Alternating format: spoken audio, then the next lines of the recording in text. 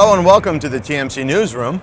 We are in Las Vegas today. It's day 3 of Interop, and we're really thrilled to have you. I should mention it's Interop 2010. On our program is Dan Aronson, who is with Sagemcom. Dan, hello, how are you? Fine, thanks for having us.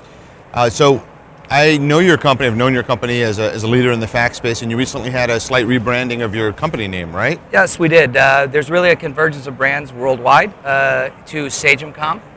You want to just give us the old name? We were Sagem Communications, and actually prior to that we were Interstar Technologies since our inception in 1996.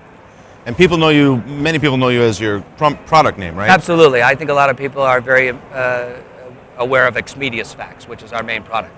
And you want to talk about that a little bit and just give us an overview of what's new with that fax solution? Sure. Xmediusfax is a fax over IP product. We started in the fax server business again in 1996, and we were primarily just doing what everybody else was doing, which was taking a server, putting in a fax board, and then driving it with some fax management software.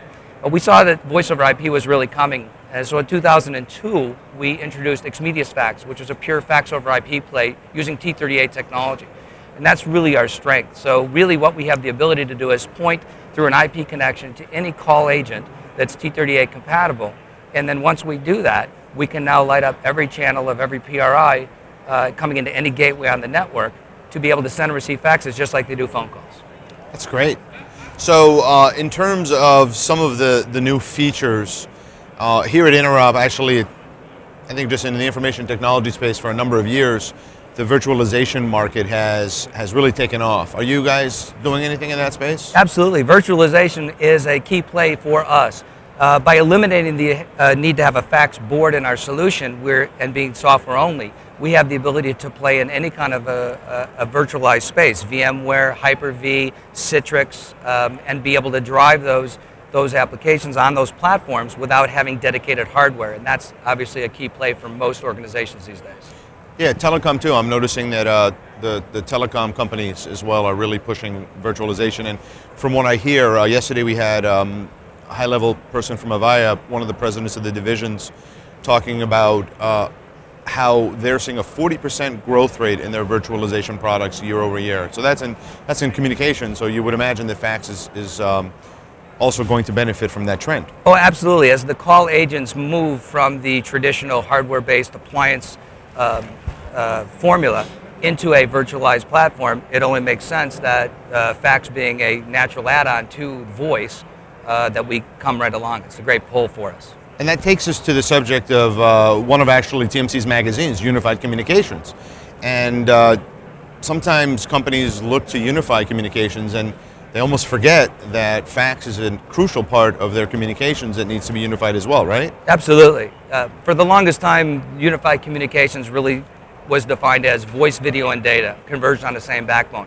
And people would get 3/4 of the way through an implementation and staging, and somebody in a meeting would say, "What are we doing with fax?" And so the answers come back, well, the easy way is to just maybe keep some POTS lines around, plug them into fax machines.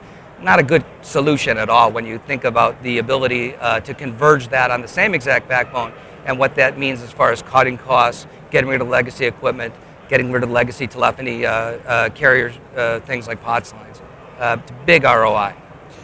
Now, this is kind of a weird question to ask you, but I noticed that you're located in the mobility pavilion here, right, at Interop?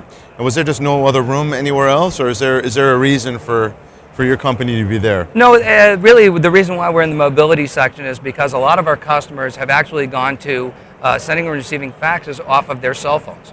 And with the iPhone applications and now the Droid applications and the ability to actually just hit a browser on your phone, you can now send and receive faxes via your PDAs and your cell phone just as easily as you can off your PCs.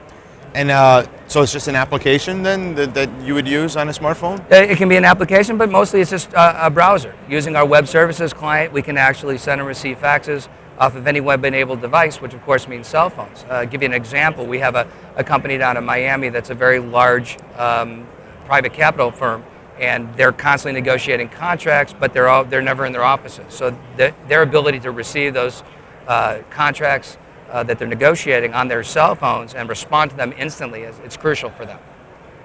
That's fantastic. So what's next for the company? We've got about 30 seconds, just so you know. Well, what's next for the company? We've just actually introduced an appliance base for some of our lower technology channels. But also we've introduced our second set of applications that are certified on the Cisco AXP platform. So we can now have basically a network module that goes inside of a Cisco ISR running our fax server application on it. So it gives us the ability to provide a unified communications in a box solution for a small to mid-sized company, as well as to employ branch survivability options for very large companies like branch banks and retailers, such that if they were to lose connection from their data center back to their branches, then they have the ability to continue to send and receive faxes automatically without having a disruption in service. And that some people refer to that whole concept as branch office 2.0, I've heard. Absolutely. That seems to be a hot buzzword for... Yep. Cisco calls it borderless networks now. That's fantastic. Well, thank you so much for being on the program today. It was good to see you. Thank you.